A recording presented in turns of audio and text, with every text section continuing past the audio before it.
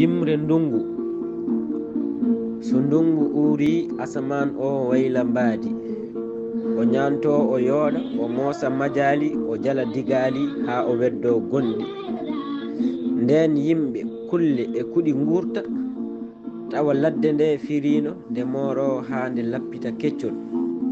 Fulɓe aynaɓe paytina, nayi cawnoɗi ndimo, gooleje e yimɓe mbatta adde keddam, rewɓe fulɓe ngujo keccam.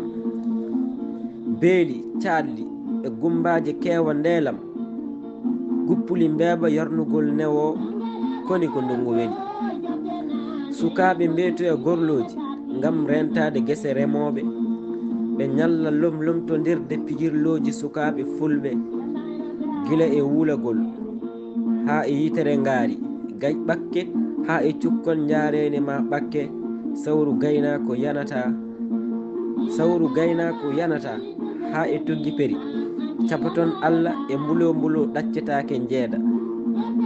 Cikki laɓel care ha e cokki, hay humgol gooleje ko fijirde limtete. Sukaɓe ina mbiya asaman ɓawli, yo Allah addu baadel koni ko ndungu weli. Agaji baadi e jargaji nayi ndumoya, rewɓe fulɓe cippoya.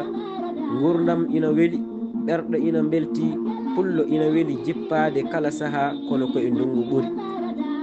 Ko nden jiita duule ina doga elle diddodiroje, kammu o ɓallito rufa yurmede, o ñanto duule e mbulari, o fiilo timtimol. Ko nden jiyata colli joɗɗi ndunguje, baba ndunguje tuppo soko baylel. So a ndaari dow less e tarini ma, mbiya ko aljanna cifiteɗo o. Ndungu ala gaño, koni ko ndungu weli. Ndungu e welde koko ɓennata, dabbune e ceeɗu lomto, ko nonne kadi belemma e mettere lomtodirta e gurdam aade. So tawi gonɗa koye ceeɗu gulɗo, anduma ndungu ma uur ha guura belɗam. Tawine kadi gonɗa koye juko, watta fellitu wonde a meɗata boyede. Aduna ko ɓuuɓa wula ɓuuɓa. Kuɗol Aliou Bal ngal Pulal, e lewru juko hitande 2022 to Bamako lamorgo leydi Mali, e sawtol musidɗo mon Hady Bal to cuuɗi men Farnal Fouta. Allah jarama, on ñagama yafuya e dendagal Pirguitte.